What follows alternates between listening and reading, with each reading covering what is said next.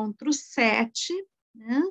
E o nome do nosso capítulo hoje, né, é Crescimento e Desenvolvimento, porque muitas vezes a gente confunde, né, acha que é exatamente a mesma coisa, desenvolvimento e crescimento. Isso a gente está falando do desenvolvimento ou do crescimento humano, né? Então, a gente não está falando aqui do crescimento e desenvolvimento econômico, social, etc., mas humano, né? Especificamente humano, porque é algo que a gente já vem vindo tratando, né, desde o início do livro, mas que hoje ele vai dar um foco especial, porque até então a gente tem visto muito, a gente viu muito fortemente o desenvolvimento do bebê, né, a partir do parto, vimos o parto, depois a gente viu a importância dessas relações iniciais, né, a importância do contato, do toque, da linguagem não verbal, que vem através principalmente do tato, né, para o recém-nascido. E depois viu no último encontro, a gente viu todo esse contato formando na vida adulta a disponibilidade para o prazer, para o carinho, para a integração sexual afetiva, né? Então a gente viu tudo isso no nosso último encontro. Então, daí ele vai começar esse capítulo fazendo uma diferença, né, entre crescimento. Então ele diz o crescimento é aumento das dimensões, né? Daí eu até coloquei essa foto aqui, que eu acho que representa bem isso, né? Então a mão do adulto, a mão do bebezinho.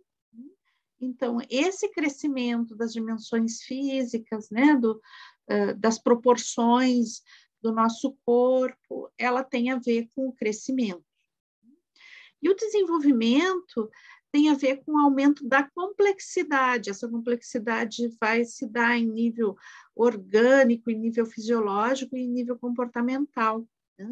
Então, uma compreensão cada vez maior do mundo, de si mesmo. Então, está falando justamente que o desenvolvimento é o aumento da complexidade. E daí a gente pode pensar assim que crescer, talvez a gente cresça até um determinado momento, né? Mas que desenvolver, a gente desenvolve toda a vida, né? Porque cada vez a gente vai aumentando mais o grau de complexidade à medida que a gente vive, se relaciona, se constrói, né? Então, dentro da teoria de biodança, a gente vai ver a questão da identidade, que não é algo permanente, mas que tem algo permanente, né? Então, o que permanece de nós, o que muda. Então, somos seres que estamos sempre nos construindo e sempre nos revelando cada vez mais, até o último momento da nossa existência, a gente vai estar revelando nossos potenciais, né? O Rolando Toro, o criador da biodança, ele sempre falava dos potenciais tardios, né? Que são os potenciais que estão se revelando já quando a gente já está com uma faixa etária mais avançada, né? E daqueles potenciais que são da criança pequena, que vai se revelar em mais tenra idade. Então, isso quer dizer que a gente está vivo e crescendo e aumentando a nossa complexidade durante toda a nossa existência. Então, o que ele vai falar nesse capítulo é que o tato, né, o sentido do tato, ele vai influenciar nos dois aspectos, né? Tanto no crescimento em nível de estrutura física, no crescimento no nível corporal, no nível de dimensões, mas também que ele vai estar influenciando no desenvolvimento em nível de complexidade, né, em vários aspectos. Então, ao longo do capítulo, ele vai trazendo vários exemplos, né, e vai nos colocar assim a importância, né, decisiva do tato, do sentido do tato nesse crescimento e desenvolvimento. Então, ele começa com... Eu não costumo trazer as experiências, né, mas essa eu achei que era importante trazer, assim, não em nível quantitativo, estatístico, mas mencionar essa experiência, né? Que não são experiências que ele faz, mas que ele vê de outros pesquisadores, né? E que então que ele traz para ilustrar a teoria dele, né? Então ele pegou uma pesquisa que foi feita com ratinhos, né? Que queriam ver justamente a influência dentro do desenvolvimento e do crescimento dos ratinhos. Então, os ratinhos eram ratinhos de laboratório, né? E que, então, eles se separaram em dois grupos, um grupo de controle, que não recebia tato, não recebia contato dos pesquisadores, tá? Todos eram filhotinhos de rato, com as suas mamães ratas, né? Então, não era que esses ratos estavam privados dos cuidados maternos, mas eles queriam pesquisar, né? Como o contato, o toque dos pesquisadores, tá? No nível de carinho que eles dessem, né? Poderia estimular, né, os ratinhos. Em que nível que estimularia?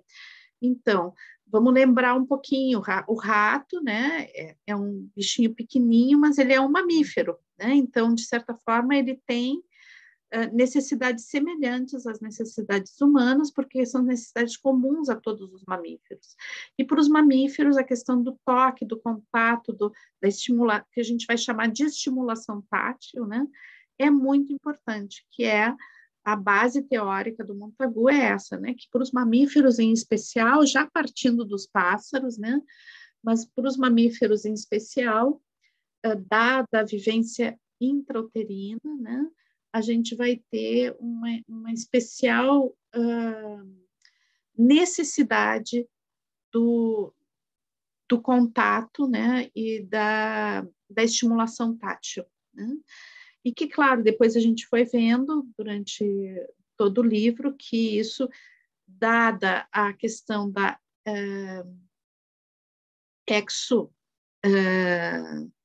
gestação, né, que é essa continuidade da gestação fora do útero, que é o caso humano, né, porque os seres humanos nascem ainda com muita necessidade de uma proteção pela questão da imaturidade do sistema nervoso, né? Então, que nos humanos essa estimulação tátil é muito mais importante, né? E que ela venha a partir dos cuidados com o bebê, né? Cuidados onde a presença do toque afetivo, das carícias, dos beijos, né? Dos cheiros, etc., são super importantes, são, na realidade, uma questão de sobrevivência. Mas daí, então, eles fizeram essa experiência com essa estimulação tátil dos pesquisadores com os ratinhos, então eles foram vendo que os ratinhos que eram acariciados, né, tocados pelos pesquisadores, eles tinham a bainha de mielina, que recobre os neurônios, mais densa.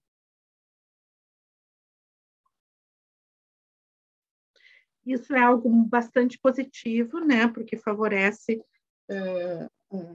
melhor a toda a dinâmica do cérebro no nível de circuitos nervosos, etc., né?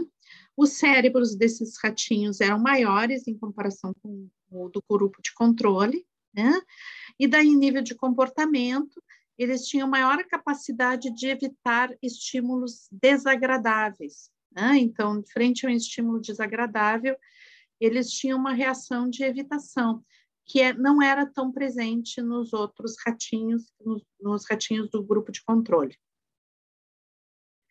Depois, em nível de desenvolvimento cognitivo, então a gente vai ver aqui que aqui a gente pode colocar essas características, principalmente as primeiras, em nível do cérebro, né?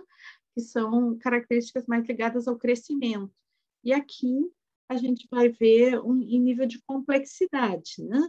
Então, e daí vai atuar muito na questão do comportamento e da relação que esses ratinhos vão se estabelecer com o mundo, com eles mesmos e com o mundo, né? Então, os ratinhos que eram estimulados, né, eles eram mais vitais, curiosos, capazes de resolver problemas, né? Então, claro que problemas para os ratinhos, né? Então, que eram propostos pelos pesquisadores, e eram mais resilientes às situações de estresse. Então, a conclusão, daí o Montagu traz vários outros exemplos que vocês podem olhar lá no livro, né? Então, também exemplos de observação de bebês, né?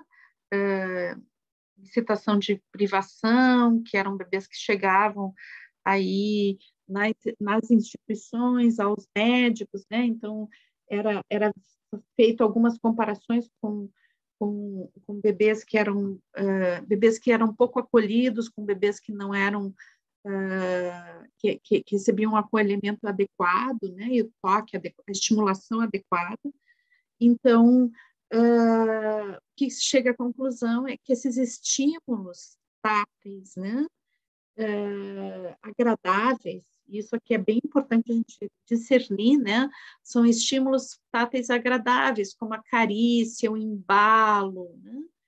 Eles facilitam a aprendizagem, né? Então, tanto no nível da aprendizagem, quando ela acontece naquele momento, né? Como um background da,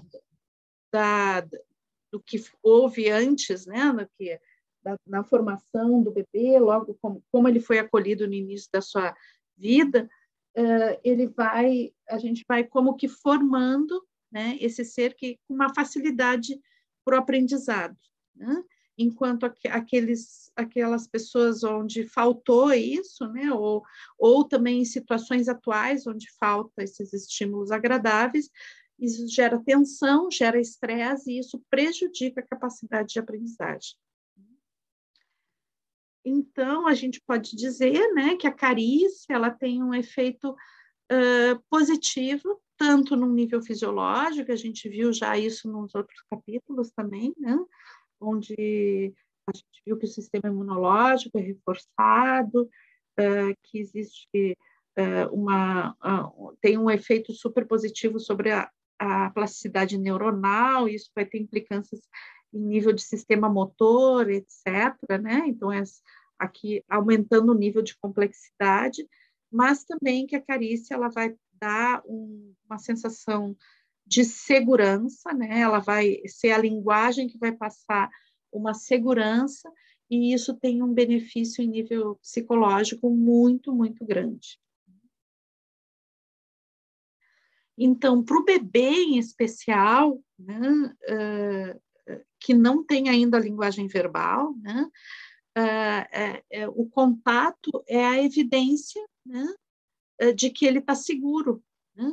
E toda vez que o bebezinho não se sente seguro, ele vai criar tensão, vai criar estresse, vai despejar cortisol, né? E a gente sabe que o cortisol na corrente sanguínea vai fazer com que, aos poucos, se isso for crônico, né, vai inibir o desenvolvimento desse bebê, né?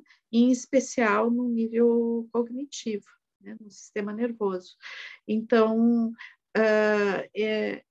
a linguagem do tato, né, é uma linguagem que transmite segurança, e é uma segurança que não é só agradável, mas ela é uma segurança que vai construir, né, a relação desse bebê com o mundo, e vai ter consequências diretas depois no comportamento como adolescente, inclusive como adulto, né?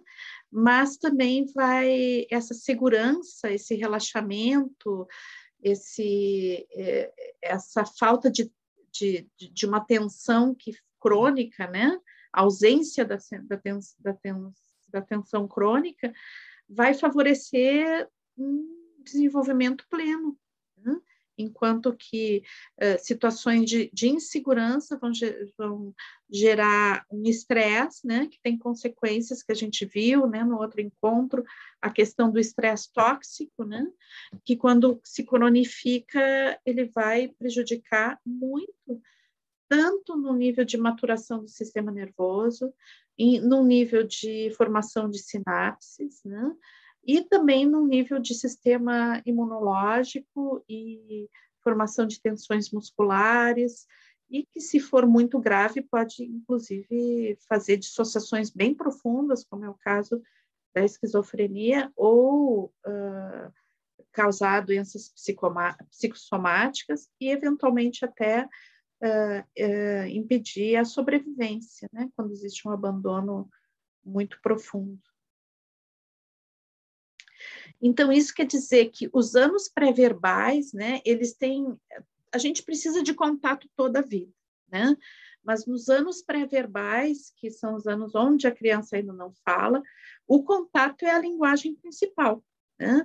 Então, se a gente tem uma boa qualidade de contato nesse período, a gente é como que preparasse, né, essa pessoa para ter uma boa relação com o mundo durante toda a sua existência.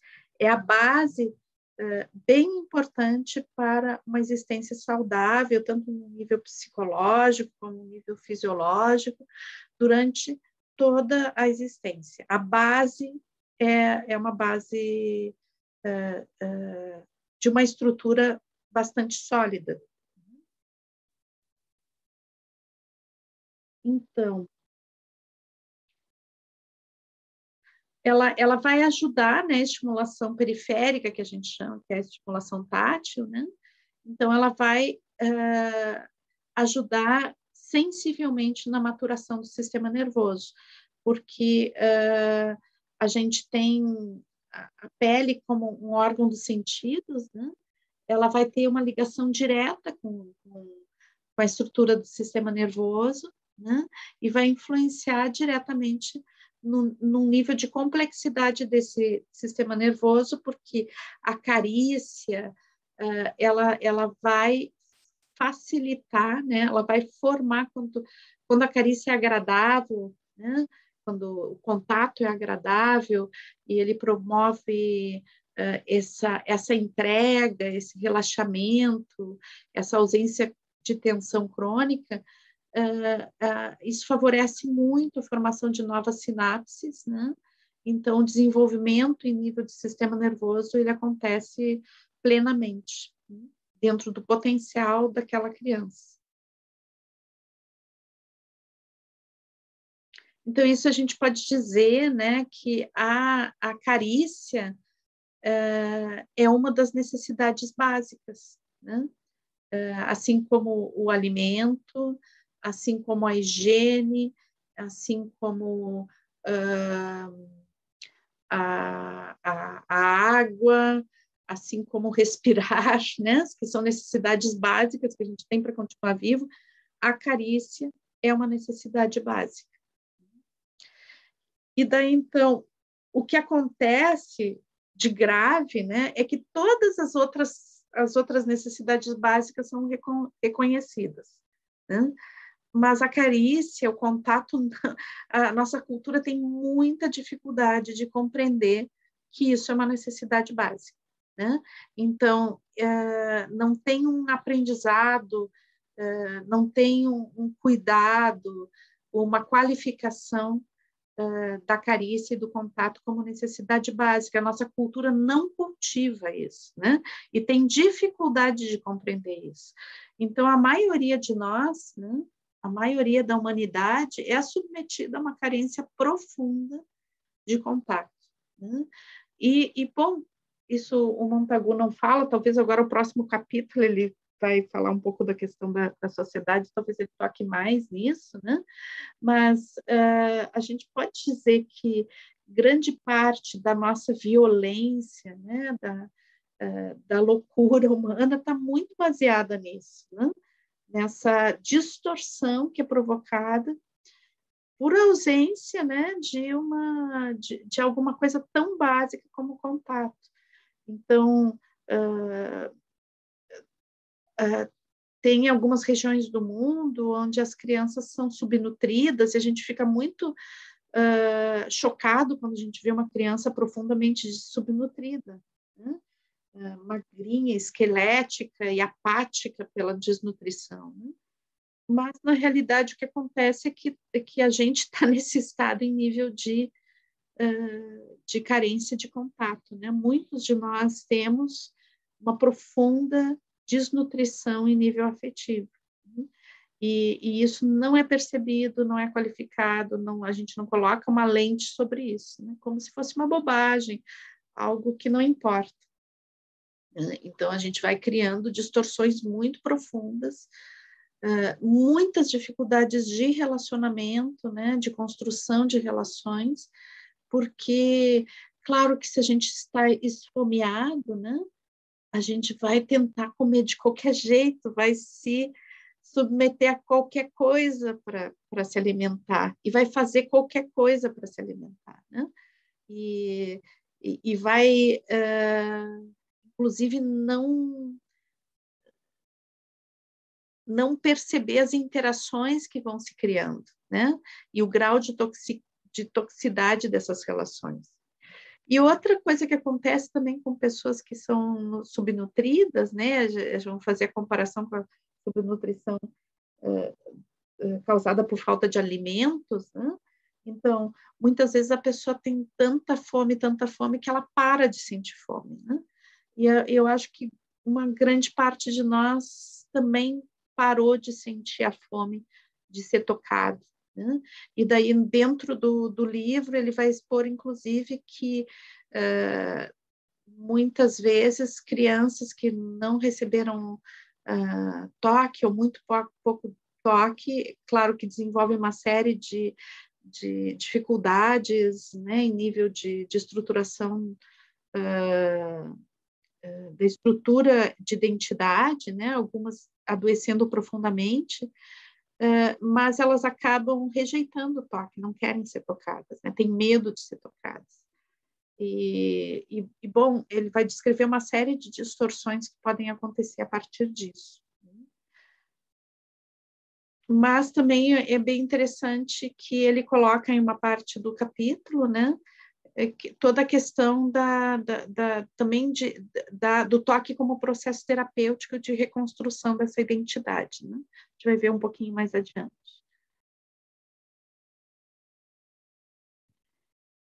Então, o contato, né, ele é um elemento, então, essencial para a estruturação da nossa identidade, né?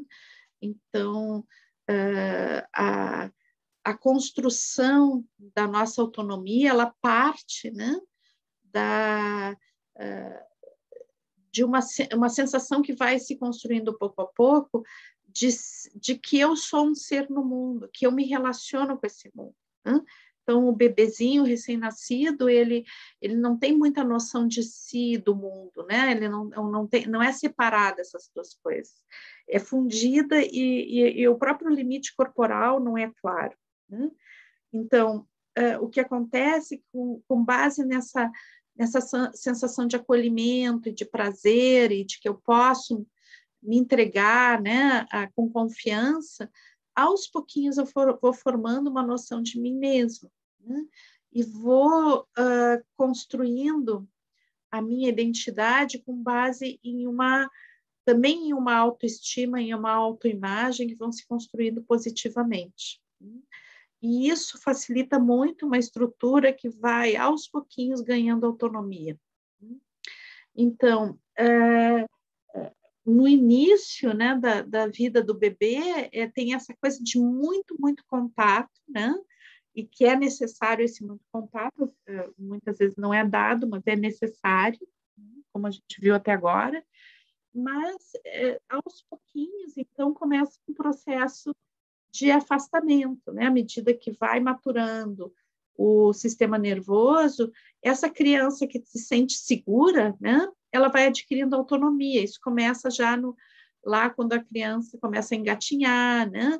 Então, que ela vai se afastando dos pais, mas, assim, isso foi um processo muito estudado pelo Bowlby, né? Que é um outro teórico que vai falar da questão do apego. Então, essa criança que vai se afastar, ela engatinha, mas ela dá uma olhadinha, né? Ela dá uma olhadinha para ver se os pais estão lá ainda. Daí ela continua engatinhando. Então, essa construção da autonomia que se dá aos pouquinhos, mas que é essencial para a construção da autonomia existir uma uma segurança nas relações, né? Então, se eu tenho insegurança, se a relação não me dá confiança, então eu tendo a diminuir a minha autonomia, porque se eu me afasto, eu tenho a sensação de que eu posso perder para sempre, né? Então, existe, ao contrário, aí, relações de muita dependência, né? E, às vezes, relações até de desistência, né? Desistência de se relacionar com o mundo, né? Então, ao contrário do que antigamente se pensava, né, ou não antigamente, mas durante um período aí do século passado, se pensava, né, que a criança não podia ser tocada, não ficaria mimada e não saberia enfrentar a dureza da vida. Na realidade, é o contrário, né? Quando a pessoa se sente segura e se sente amada, então mais possibilidade ela tem de sair para o mundo, de ganhar o mundo, de ganhar a sua vida com segurança, porque essa segurança fica internalizada, né? E é como que cada um de nós, quando ganha essa segurança, quando tem essa segurança, se afasta para poder, porque sabe que pode retornar, né? Porque primeiro que se constrói uma base segura dentro de si, né? E que também essa base segura, né? Ela tem uma correspondência na presença de pessoas na nossa vida, que não precisam estar grudadas na gente para que a gente tenha essa segurança. E aí vai a construção da questão da autonomia, não no sentido de não precisar dos outros, mas de ter segurança em si mesmo. Então, a gente pode dizer que a maior fonte de autoestima é o amor, né? Da sensação de ser amado, e que essa sensação de ser amado, ela inicia na pele, dentro da linguagem, né, não verbal que é necessária para o bebê, né? Porque o bebê não entende o que tu diz, mas ele entende o que tu toca, né? Ele vai entender as palavras, ele é incapaz de sentir, mas de saber o que tu está dizendo, mas o toque, a carícia, o contato com a pele, sim, passa amor, ela é uma linguagem do amor, né? E é essencial para a construção da autoestima. Quem se sente amado tem uma boa autoestima, né? E isso faz com que tenha uma boa autoimagem. Isso faz com que, em nível de corporeidade, exista uma integração, né? E uma disposição para a vida. Então, em grande parte, a ansiedade, né? A ansiedade que nos toca, ela é uma ansiedade que tem a ver com a separação, né? Quando a gente não tem lá na base uma estrutura de confiança, né? De poder confiar e se entregar, então passa a ter um receio de não ter o afeto, o amor à disposição. Tem sempre o risco que causa uma tensão, e isso vai se manifestar, às vezes, para a gente como uma sensação de ansiedade, né? E que pode, depende de cada pessoa e de cada situação, pode ser uma ansiedade terrível, insustentável, né? E que pode, né, em casos extremos, romper com a estrutura da estrutura psíquica da pessoa, né? Causando, lá sei, doenças como a esquizofrenia, né? Uma ruptura profunda no nível de percepção de si e do mundo, né? Então, o olhar, né? O olhar, ele é uma confirmação, né? Então, desde o início, a mãe que amamenta, né? Ou mesmo aquela que dá com muito carinho a mamadeira, né? Ela vai ter uma coisa que é muito natural, é o contato do olhar enquanto amamenta, né? Então, esses olhos nos olhos, eles são muito importantes como uma confirmação do amor, né? Uma confirmação da presença. E daí eu estava até falando, né, que à medida que o bebê começa a ter mais autonomia e ele vai aos poucos ganhando o mundo, ele vai se voltar e olhar para ver se os pais estão lá ainda, né? Então, isso vai construindo aos poucos essa autonomia, essa segurança. Então, o olhar, ele é um segundo sentido, né? Que vai vir como uma confirmação, né? Do sentido original, que é o toque, né? Mas o que acontece? Na nossa cultura também, o olhar, ele está mais voltado, né? Não à expressão do afeto, mas à repressão, né? Então, o olhar na nossa cultura tem muito a ver com controle. Então, tinha também uma experiência que eu acho que vale vocês olharem lá no livro, porque eu achei muito interessante, que assim, que colocaram uma série de estudantes, né, pessoas jovens, estudantes universitários, eu acho que estavam iniciando a faculdade de psicologia, colocaram numa sala toda escura com uma venda, né, nos olhos, né, e que bom que as pessoas só podiam se orientar se tocando. E aos poucos foram se tocando, daí foram formando rodas e se tocando, né? E bom que tava, e isso foi despertando uma felicidade, uma alegria, e de repente as pessoas começaram a cantar e dançar, e estavam todos assim num êxtase, né? Estavam super felizes, tinha um clima super descontraído. Daí os pesquisadores foram lá e tiraram as vendas, né? E daí, de repente, ficou todo mundo com vergonha, ficou todo mundo assim que não sabia onde se enfiar, né? Como que o olhar, né, ele funcionasse na nossa cultura como muito mais como um mecanismo de repressão e de controle do que como um mecanismo de confirmação do afeto, né? E que o quanto o tato, né, só o tato, ele era libertador, né? E que a repressão desse contato, né, e o sentimento de culpa e o sentimento de inadequação vem a partir do olhar, então esse olhar que julga. Bom, aí ele troca um pouquinho, né, o foco da colocação dele no capítulo, porque a gente viu até agora, assim, um pouco a questão da falta, né? E daí, bom, a grande pergunta é, que cada um aqui durante o percurso está vendo isso, né? Ok, não foi ideal na minha vida, né? E agora o que eu faço, né? Ou lá sei, eu não toquei bem meus filhos, né? Ou não fui tocado, que desgraça, né? Estou condenado para o resto da vida que não tive essa base, né? Essa base legal para a estruturação da minha identidade. Então, daí, o Montagu ele vai, mais para o final do capítulo, fazer uma série de colocações a respeito, né? De que o toque também ele é um elemento de cura, né? Então, através do toque, não só a gente estrutura a nossa identidade, estrutura o nosso mundo afetivo, estrutura a nossa percepção do mundo, mas também na ausência, né, desse toque qualificado e em cima de vários sintomas que vão nos surgindo a partir de não ter recebido essa nutrição, o que o Montagu diz é que também o toque ele é um elemento de cura, não só de estruturação.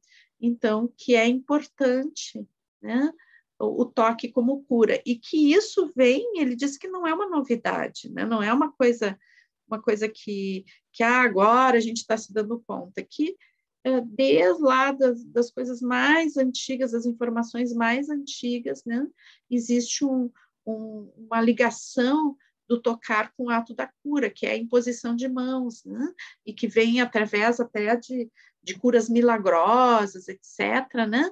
E que tem a ver justamente com isso, que o toque, ele diante da falta, diante do trauma, diante da doença, né? Ele é algo que promove a cura. Então, daí o Montagu vai colocar o quanto, né, a gente precisaria rever também alguns procedimentos na área terapêutica, onde a gente pudesse contar, né, com o toque. E também outra coisa que ele fez, chamou a reflexão, é que muitas vezes, principalmente entre adultos, né, a nossa sociedade permite que pessoas doentes sejam tocadas, né? Então, assim, por exemplo, um casal que nunca se toca, ou se toca só em determinados momentos de mais intimidade, mas vê com temor a troca de afeto, né? Como se pudessem ser julgados por isso. Então, quando um adoece, daí é permitido cuidar, né? Ou mesmo isso em relação a crianças mais velhas, né? Então, onde existe um medo de tocar a criança, um medo de se aproximar. Então, a criança adoece, daí se toca. E o Montagu diz assim, isso não é... claro que é natural que a gente toque para cuidar e curar, né? Isso, como eu falei, vem dos primórdios da humanidade, então é algo que sempre existiu e possivelmente tenha uma base instintiva também, né? Já evolutiva da nossa espécie, porque a gente vai ver que outros mamíferos vão tocar também, né? Mas ele coloca que como na nossa cultura a gente às vezes só toca diante da doença, é como se a gente tivesse que adoecer para ser tocado, né? Então, que existe esse risco de condicionar as pessoas a adoecerem para receber o toque. Então, de novo, a importância de a gente cultivar o toque sempre, né? Não precisa ficar doente para ser tocado, pode ser tocado sempre, só que isso tem que partir de uma consciência de que a gente precisa, que é um alimento essencial, que é super essencial para os bebês, que podem, inclusive, não sobreviver se a gente não dá esse contato, mas que ao longo da nossa existência a gente não vai morrer por falta de toque, mas a gente precisa continuar recebendo, né? A gente vai ser mais saudável se a gente receber esse toque durante toda a vida. Então, a proposta dele é redimensionar o toque nas relações terapêuticas. Então, ele vai questionar bastante a psicologia, né? Aquela psicologia tradicional, principalmente a psicanálise tradicional, onde o médico jamais vai tocar, ou o psicólogo, né? Jamais toca o paciente, né? Às vezes nem cumprimentar, dar a mão para cumprimentar pode, né? Depende se é muito rígido, né? Muito... ligado à origem, né?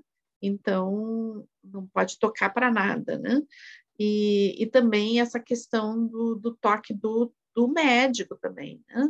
Então, o Montagu, ele defende que sim, que os médicos, os psicólogos devem tocar os seus pacientes, né?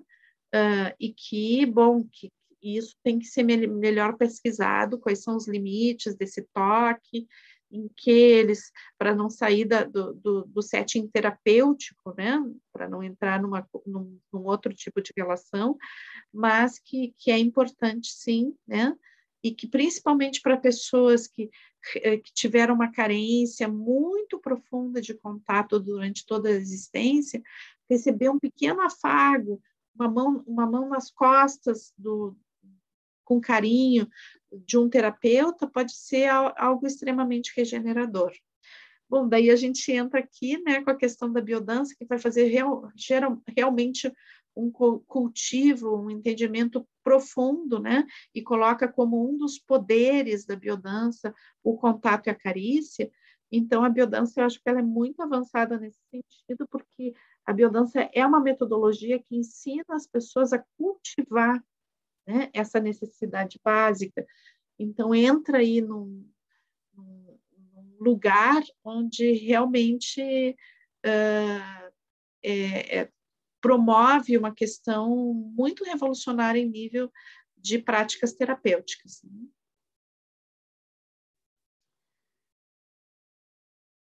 Bom, daí ele faz também uma relação que mesmo na linguagem, né, a gente usa usa algumas coisas no nível da linguagem que tem a ver com o toque.